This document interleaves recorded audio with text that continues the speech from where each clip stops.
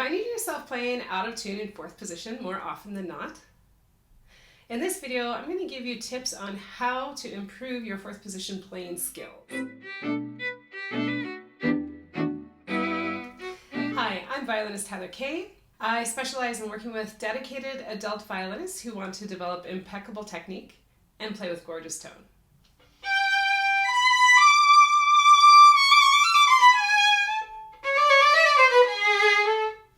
So this excerpt that I just played for you is from Mozart Concerto No. 3, and it starts in fourth position. You could choose to shift up into fourth position or stay in fourth position. I chose this excerpt to play for you so you can see how we have fourth position places in concerti and repertoire, and if we're not solid in our fourth position skills, it's not going to show up very well in our concerto and our repertoire playing. So how do we start to tame the wild beast of fourth position?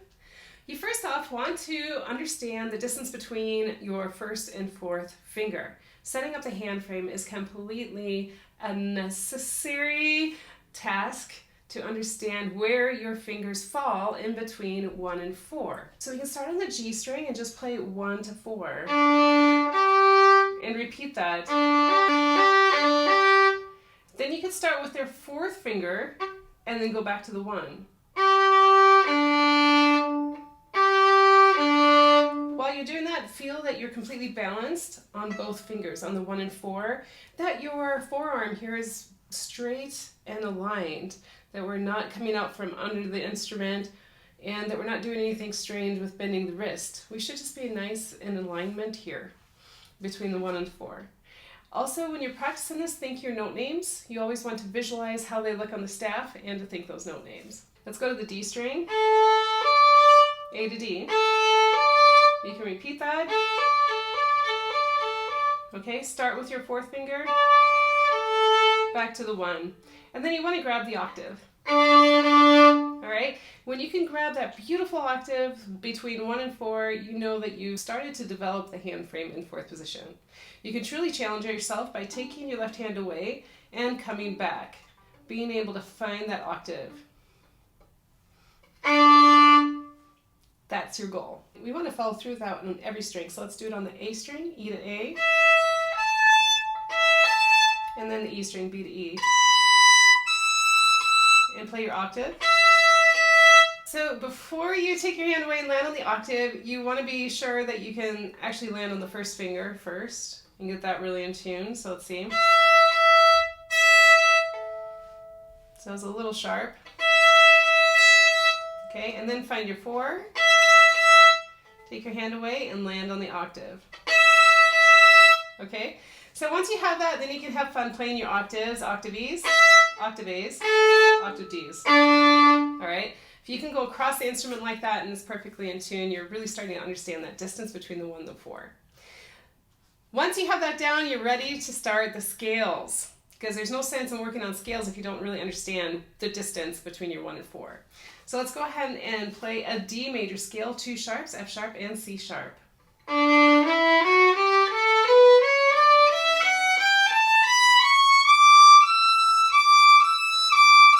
And just listen that you don't get sharp as you're working across the instrument between the intervals. So I'm just going to play the upper octave of the D major scale.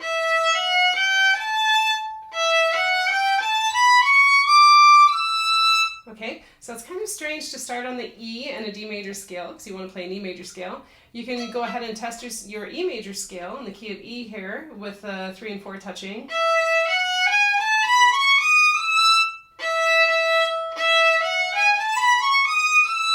And then come back down. Go ahead and practice your arpeggios as well.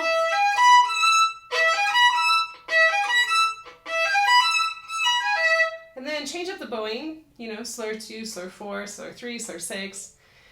The other scale that you can do in fourth position is an E major scale. So with the E major scale, we start with the second finger of fourth position, whole steps between the fingers. And then on the D string, all whole steps. On the A string, we have 3 and 4 touching. And then on the E string, 3 and 4 touching. So you can practice that E major scale and also the arpeggios.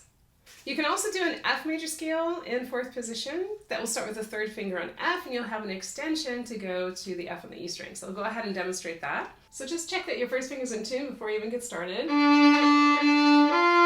So we're going to come up here to the F. So we start with our third finger, F, G. So you see how my first finger just stays hovered because he's going to land right straight across the string, and our 1 and 2 are going to touch. A, B flat, C, D, and then we come straight across, E, F, G, A. Now here the 1 is going to reach back to that B flat. All whole steps, E to F. Now just be careful not to get the E sharp before going to that extension, okay? And then you can also practice the F major arpeggio. You may be familiar with Schradiak, and you've probably played the first 2 pages in first position before. What you can do is take those first 2 pages of Schradiak and put it up in fourth position. You're going to have some crazy string crossings. I'll go ahead and demonstrate the first lines from Schradiak's School of Violin Techniques, Volume 1. So I'm going to play it in the middle of the bow, all separate bows, at a slightly slower tempo.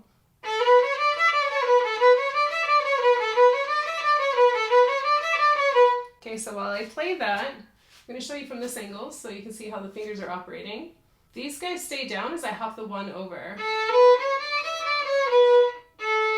Okay, so we don't lift them at all, and when we do lift them, we keep them super hovered over the string. We don't want a 4th finger flying out or sticking straight up. He needs to stay covered over his spot. And listen to your first finger that it's ringing as well.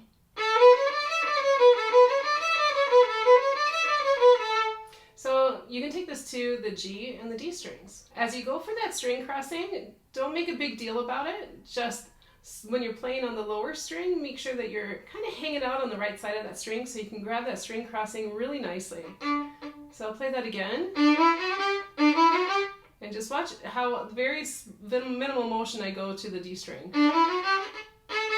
So, very minimal.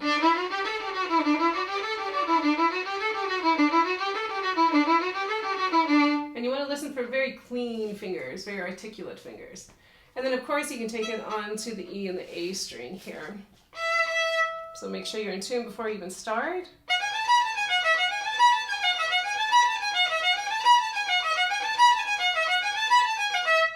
And listen for your string crossing to the E string and then back to the A string.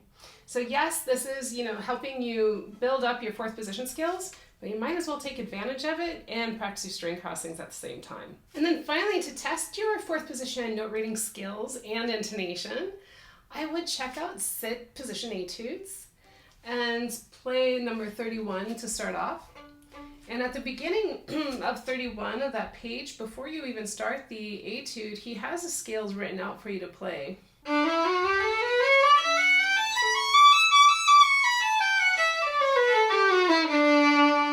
And even when you're practicing fourth position scales across the instrument, listen to your blended string crossings as you're traveling from one string to the next. So after you've gone through those first 2 lines that he has above, then you have the etude right below it.